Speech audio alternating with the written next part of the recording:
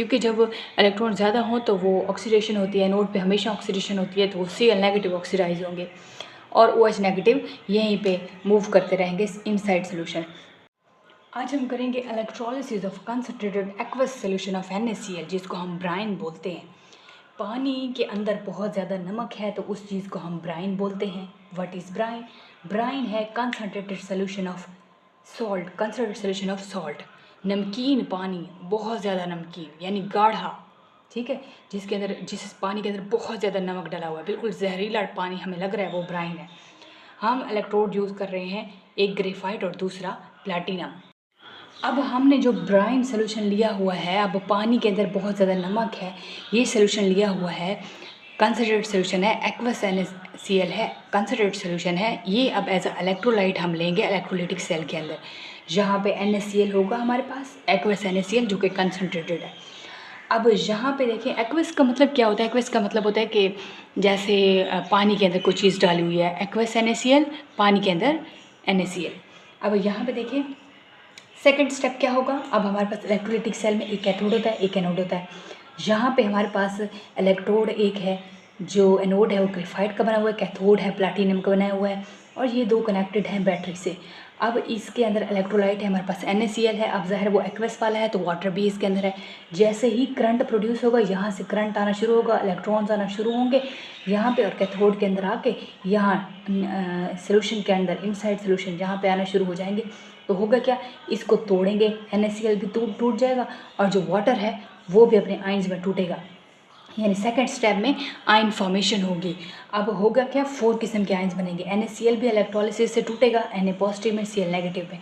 H2O भी अब ज़ाहिर है एक्वस है, वाटर है, तो ये भी E फॉर इलेक्ट्रोलिसिस, इलेक्ट्रिसिटी दिया, ये भी अपने आयंस में टूटेगा, H पॉजिटिव और OH नेगेटिव में। अब होगा क्या? कैथोड की तरफ कौन जाएंगे, एनोड की तरफ कौन जाएंगे? तो अब यहाँ पे देखें, हमारे पास जो NaCl है, इलेक्ट्रोलाइट है, ये टूटेगा आयंस में। हमारे पास 4 किस्म के आयंस हैं, Cl नेगेटिव वाले हैं, OH नेगेटिव वाले हैं। ये देखो 4 किस्म के ions, Na positive, Cl negative, H positive, OH negative, ये 4 किस्म के आयंस हैं। अब यहाँ पे एनाइंस हमारे पास है, नेगेटिव चार्ज वाले 2, Cl नेगेटिव, OH नेगेटिव। अब इसमें से कौन सा पहले भाग के जाएगा एनोड की तरफ ऑक्सीडाइज होने के लिए, अपने इलेक्ट्रॉन को लूज़ करने के लिए? यहाँ से जाएगा Cl नेगेटिव, ये जाएगा एनोड की तरफ अपने आयंस को, अपने इलेक्ट्रॉन्स को लूज़ करने के लिए, यानी ऑक्सीडेशन करने की तरफ जाएगा। और जो पीछे फिर OH नेगेटिव वाला है वो इधर सोल्यूशन के अंदर रह जाएगा।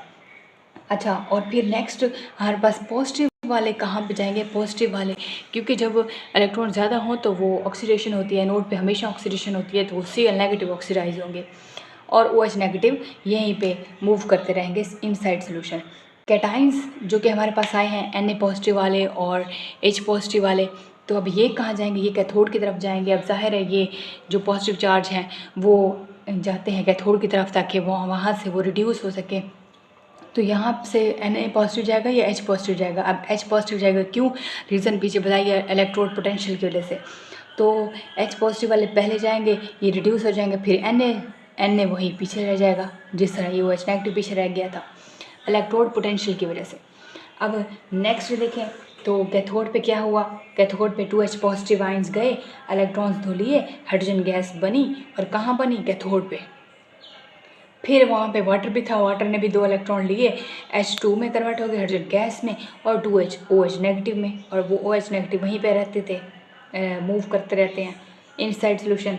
एनोड पे क्या हुआ? एनोड पे क्लोरीन गैस जो थी, उसने अपने क्लोरीन ने जो है, क्लोराइड ने जो है, ये वाले, इसने इलेक्ट्रॉन जो है अपने लूज़ किए, ऑक्सीडेशन किए एनोड पे, और क्लोरीन गैस में कन्वर्ट हो गए, ठीक है।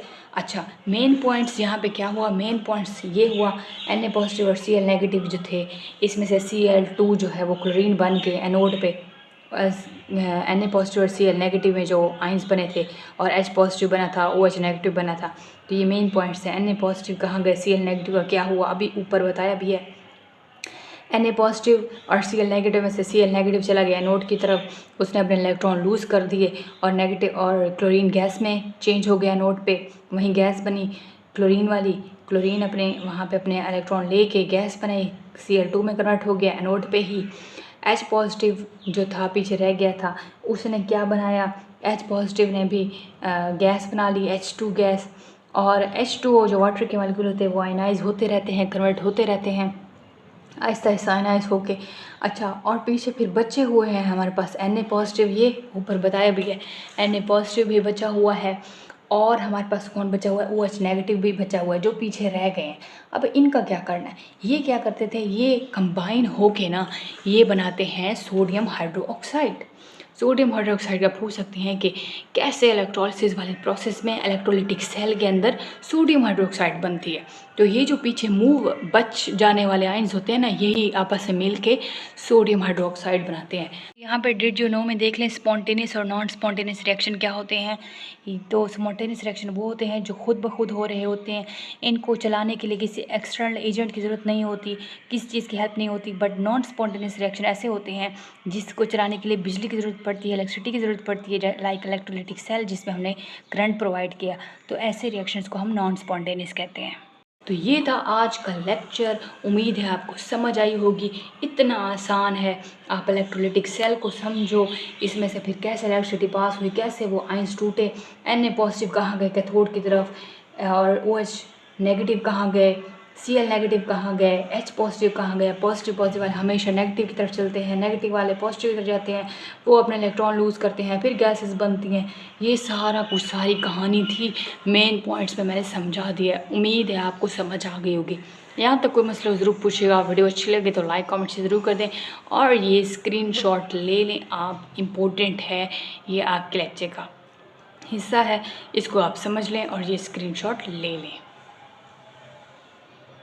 ठीक है, तो कोई सजेशन हो तो दे सकते हैं। मिलते हैं नेक्स्ट लेक्चर में, अपना ख्याल रखिएगा। Thank you so much. Channel को सब्सक्राइब कर दें, और अल्लाह हाफिज़।